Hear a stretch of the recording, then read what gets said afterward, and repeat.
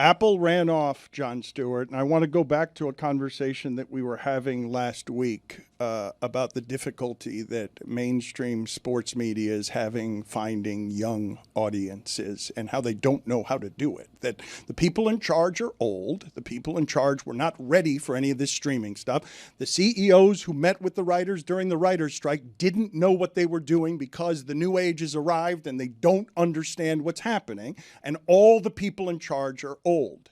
It's one of the reasons I found fascinating what FS1 did. Because, and I mean this as no indictment of Barstool when I say it's cheap programming. Roy Wood Jr. told me, our friend, told me that something that he watches in comedy. Comedy is a very hard way to make a living. There aren't a lot of employers. You know who the employers are. Specials are easy to do, but all other content costs a lot of money in comedy.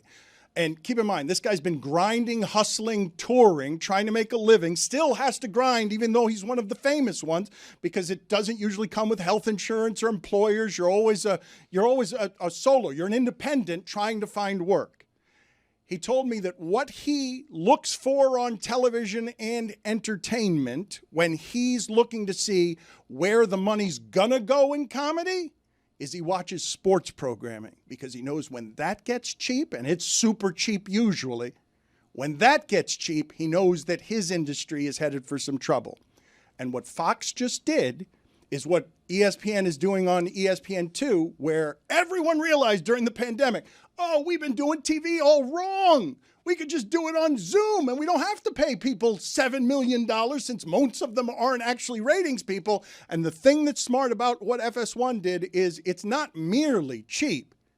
They're going to finally do it the way they should have done it from the beginning. Is you don't try to beat ESPN at being ESPN. You got to make fun of ESPN. If you're the rival, if you're the challenger, if you're Fox when you're doing Tracy Ullman and starting with The Simpsons, what you have to do is Married with Children. You have to do things no one else is doing. So what they did at the beginning to establish credibility is to try to be ESPN, and they failed. And so now they're going to go to a brand that will lure young people, not just because it always does, because for sure they're not going to respect the way that it's done and the way that it's done with their rival. And it's a very smart move on how to get young people, because most people in media do not know how to get young people. It's still being reported on. What we know about the weekday block, I think it's 2 hours of Barstool programming. We don't know what that looks like, if they're just going to repurpose something existing, which would be more cost-effective for Fox, or if they're going to throw some money behind a newer concept. But one thing is for sure from working over at ESPN, we know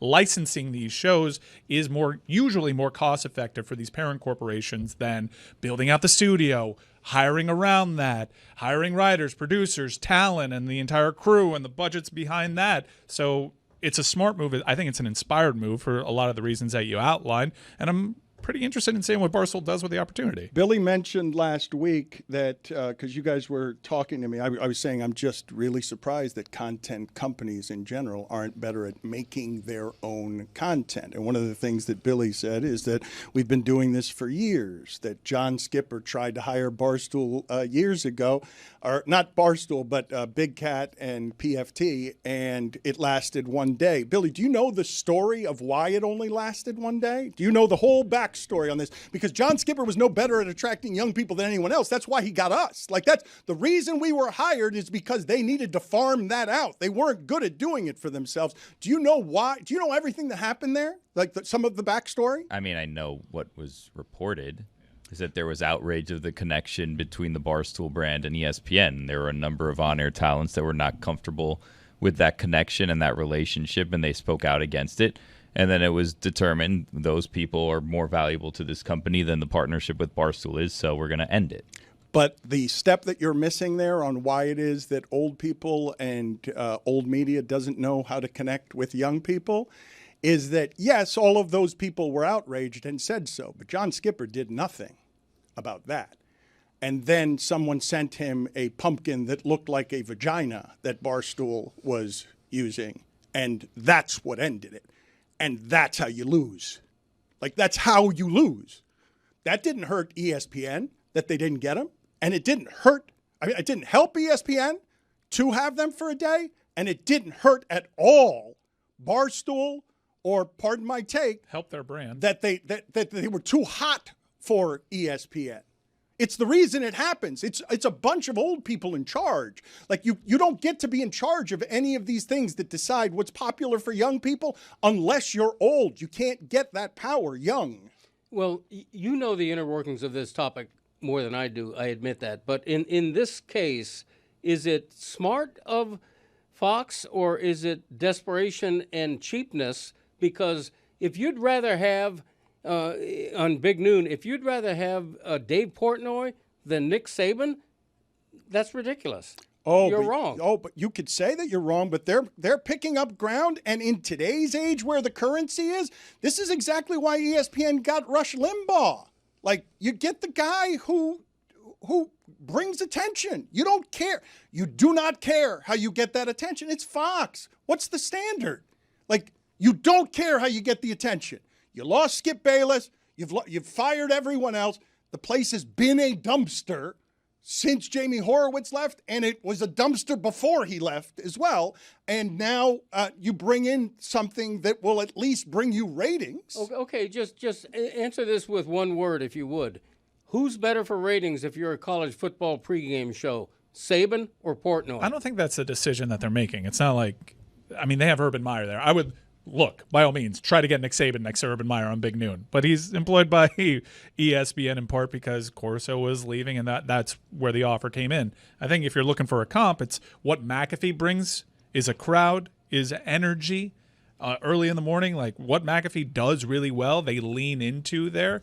And I think part of what hurts Big Noon is not just that they're married to the noon time slot, is if they're ever in the same place as College Game Day, the crowd usually goes to College Game Day, and it seems like a lesser experience. You want to see energy from the crowd. Barstool's got to bring people to those places. They're not just going to do that. Sorry, Billy. They're not just going to do that. But when I think of both pregame shows, and Big Noon is making up numbers on what has been the standard, only the ESPN show produces the viral moments, and they're usually McAfee that everyone sees.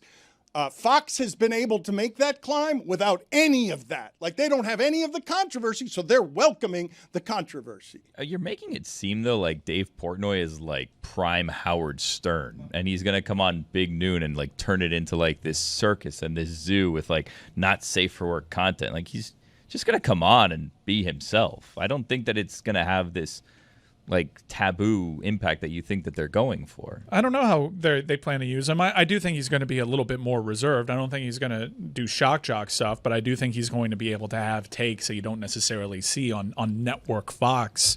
I mean, and they've tried this before, not to this degree, really tapping into a young base, but they've had provocateurs on that show, to put it as politely as I can, with Clay Travis in the early days of that show. They do try to reach out and do some different things with their talent. I disagree, Billy. We'll see. It probably won't happen early because there are going to be some nerves involved, but I would say that's the only reason he's there. Like, why put that person who doesn't have any particular expertise on college football? He just gambles on it. Why put that person in the center? That counts.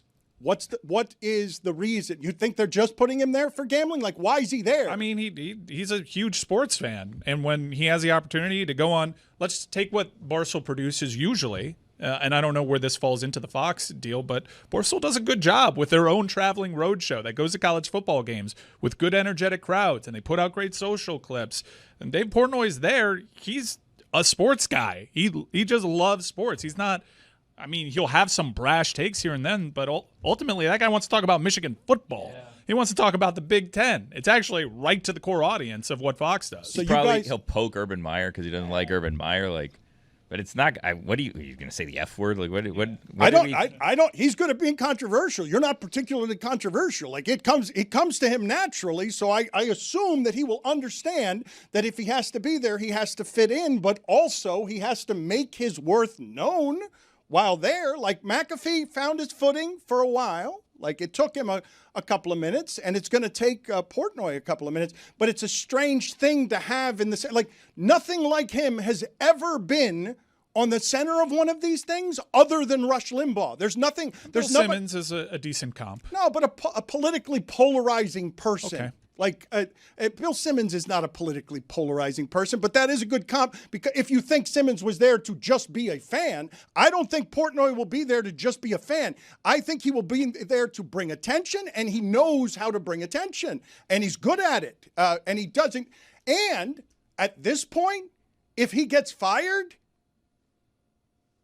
doesn't matter. He doesn't need the job. Like, he doesn't need what is there. Like that, he could go do other things. Yeah, he doesn't need the job, but he's also not like, a 20-year-old. He's the head of a very successful company. He's not going to blow up a relationship with Fox and now with FS1 over doing some stunt on Big Noon Kickoff. And I don't think he's going to bring politics into Big Noon Kickoff. I don't think we're going to get into any debates there. No, he's fairly traditional as a talent when the central focus is CFB. Now we'll see how it turns out. I'm sure he'll say something that'll garner attention, which is really, I don't see the downside at all. If you're trying to make up ground, I mean, what's the downside? He's not good, and then you ultimately learn from that, and maybe you reduce the amount of camera time that he has, but still ultimately you got into business with Barstool to bring eyes, and hopefully they bring that attention there. I'm with Billy. I don't think he's going to jeopardize an entire network-wide deal by just trying to be shocking. That's also not really his thing.